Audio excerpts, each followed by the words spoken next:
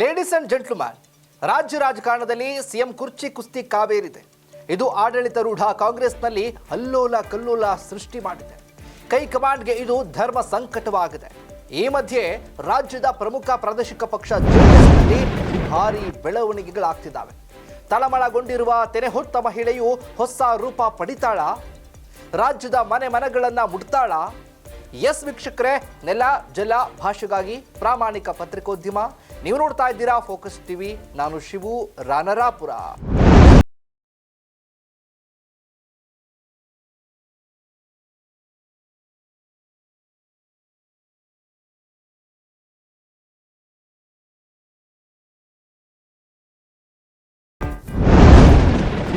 ಕಾಂಗ್ರೆಸ್ ಹಾಗೂ ಬಿಜೆಪಿ ಮಧ್ಯೆ ತಳಮಳಗೊಂಡಿರುವ ದಳದಲ್ಲಿ ಬದಲಾವಣೆಯ ಪರ್ವ ಶುರುವಾಗಿದೆಯಾ ಎಂಬ ಪ್ರಶ್ನೆಗಳು ಹುಟ್ಟುಕೊಂಡಿದ್ದಾವೆ.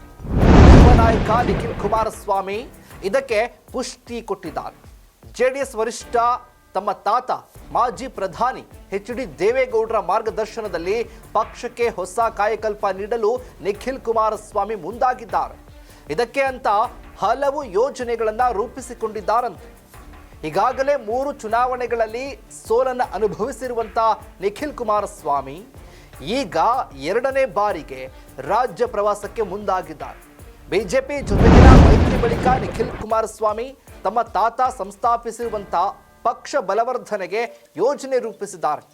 ಇದಕ್ಕಾಗಿ ಈಗಾಗಲೇ 1 ಸುತ್ತಿನ ರಾಜ್ಯ ಪ್ರವಾಸ ಮಾಡಿರುವ ನಿಖಿಲ್ ಕುಮಾರಸ್ವಾಮಿ ಮತ್ತೊಂದು ಸುತ್ತಿನ ರಾಜ್ಯ ಪ್ರವಾಸಕ್ಕೆ ಮುಂದಾಗಿದ್ದಾರೆ.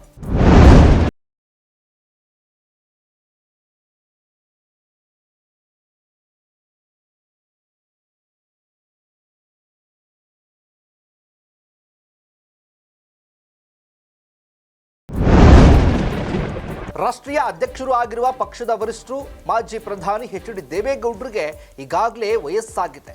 ಅವರು ಅಷ್ಟೊಂದು ಸಕ್ರಿಯರಾಗಿ ಚುರುಕಾಗಿ ಓಡಾಟ ಮಾಡೋದಕ್ಕೆ ಸಾಧ್ಯವಾಗ್ತಾ ಇಲ್ಲ. ಅಲ್ಲದೆ ರಾಜ್ಯಾಧ್ಯಕ್ಷರು ಆಗಿರುವ ಮಾಜಿ ಸಿಎಂ ಕುಮಾರಸ್ವಾಮಿ ಕೇಂದ್ರದಲ್ಲಿ ಮಂತ್ರಿ ಆಗಿಬಿಟ್ಟಿದ್ದಾರೆ. ಹಾಗಾಗಿ ಕೆಲಸದ ಒತ್ತಡಗಳಿಂದಾಗಿ ಅವರು ರಾಜ್ಯ ರಾಜಕಾರಣದಲ್ಲಿ ಅಷ್ಟಾಗಿ ಕಾಣಿಸಿಕೊಳ್ಳೋದಕ್ಕೆ ಆಗ್ತಾ ಇಲ್ಲ. ಉಳಿದಂತೆ ಮಾಜಿ ಸಚಿವ ಎಚ್.ಡಿ. ರೇವಣ್ಣ ಅಂದುಕೊಂಡವಷ್ಟು ಪಕ್ಷ ಚಟುವಟಿಕೆಯಲ್ಲಿ ಇಲ್ಲ. ಅವರು ಮಾನಸಿಕವಾಗಿ ಈಗಾಗಲೇ ಕೂಡ ಪಕ್ಷದಿಂದ ಒಂದು ಕಾಲನ್ನ ಹೊರಗಿಟ್ಟಂತೆ ಕಾಣ್ತಾ ಇದೆ. ಹೀಗಾಗಿ ಪಕ್ಷವನ್ನ ಸಂಘಟಿಸೋದಕ್ಕೆ ಯಾರೊಬ್ಬ ಸಮರ್ಥ ನಾಯಕರು ಕೂಡ ಕಂಡು ಬರ್ತಾ ಇಲ್ಲ. ಹೀಗಾಗಿ ಪಕ್ಷಕ್ಕೆ ಹೊಸ ರೂಪ ನೀಡಲು ನಿಖಿಲ್ ಕುಮಾರಸ್ವಾಮಿ ಮುಂದಾಗಿದ್ದಾರೆ. ಈಗಾಗಲೇ 1 ಸುತ್ತಿನ ರಾಜ್ಯ ಪ್ರವಾಸ ಮಾಡಿ ಈಗಾಗಲೇ 2ನೇ ಸುತ್ತನ್ನ ಕೂಡ ಮಾಡೋದಕ್ಕೆ ಮುಂದಾಗ್ತಾ ಇದ್ದಾರೆ. ಕೆಲವು ಆಯ್ದ ಜಿಲ್ಲೆಗಳಲ್ಲಿ ನಿಖಿಲ್ ಕುಮಾರಸ್ವಾಮಿ ಮಿಂಚಿನ ಸಂಚಾರವನ್ನು ನಡೆಸಲಿದ್ದಾರೆ. ತಳಮಟ್ಟದಿಂದಲೇ ಕೂಡ ಪಕ್ಷವನ್ನ ಸಂಘಟಿಸೋದಕ್ಕೆ ನಿಖಿಲ್ ಹೊಸ ಪ್ರಯತ್ನಕ್ಕೆ ಮುಂದಾಗಿದ್ದಾರೆ.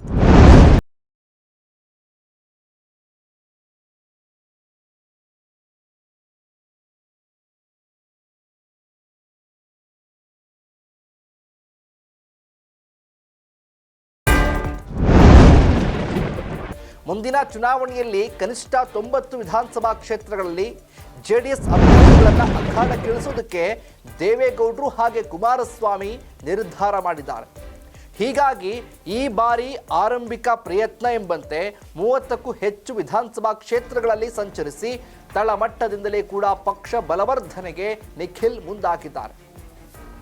ಆದರೆ ಈಗಾಗಲೇ ಕೂಡ 3 ಚುನಾವಣೆಗಳಲ್ಲಿ ಜನರಿಂದ ತಿರಸ್ಕರಿಸಲ್ಪಟ್ಟಿರುವಂಥ ನಿಖಿಲ್ ಕುಮಾರಸ್ವಾಮಿಯನ್ನ ರಾಜ್ಯದ ಜನತೆ, ಅದರಲ್ಲೂ ಕೂಡ ಜೆಡಿಎಸ್ನ ಕಾರ್ಯಕರ್ತರು ಹಾಗೆ ಮುಖಂಡರು, ನಾಯಕರು ಅಂತ ಒಪ್ಕೊಳ್ತಾರಾ? ಪಕ್ಷ ಸಂಘಟಿಸುವಂತ ಅವರ ಪ್ರಯತ್ನ ಫಲಪ್ರದವಾಗುತ್ತಾ? ಅಥವಾ ತಂದೆ ಕುಮಾರಸ್ವಾಮಿ ಹಾಗೂ ತಾತ ಎಚ್.ಡಿ. ದೇವೇಗೌಡರ ವರ್ಚಸ್ಸು ಈ ಬಾರಿ ಅವರ ಕೈ ಹಿಡಿಯುತ್ತಾ ಅನ್ನೋದೇ ಸದ್ಯದ ಪ್ರಶ್ನೆ.